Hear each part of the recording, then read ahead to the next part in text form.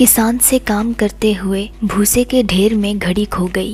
ये कोई कीमती घड़ी ना थी, लेकिन उसकी जज्बाती कीमत बहुत ज्यादा थी, क्योंकि ये उसके वालिद मरहूम का तोहफा था।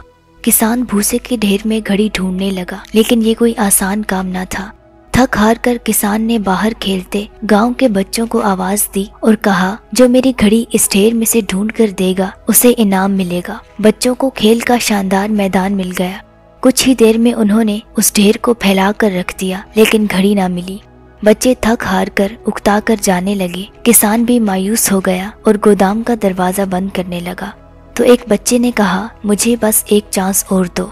किसान दरवाजे पर बैठ गया और बच्चे से कहा, जाओ एक कोशिश और कर लो। अंदर अब खामोशी थी। कुछ देर बाद बच्चा घड़ी उठाए बाहर आया। किसान ने हैरत से पूछा, ये कहाँ से मिली?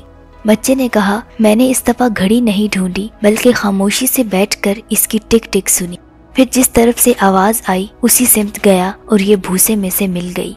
एक संग तराश से किसी ने पूछा, तुम एक पथरीली चट्टान में से एक खूबसूरत मुजस्मा कैसे तख्लीक कर लेते हो? संग तराश ने कहा, खूबसूरती तो इसमें होती है, मैं तो बस इस चट्टान से फालतू और गैर जरूरी हिस्से अलग करता हूँ। हमारी खुशियाँ भी हमारे अंदर होती हैं, हमें बस इन पर छाया फालतू और गैर जरूरी तफक्कुरात का गर्दो गुबार साफ करना होता है।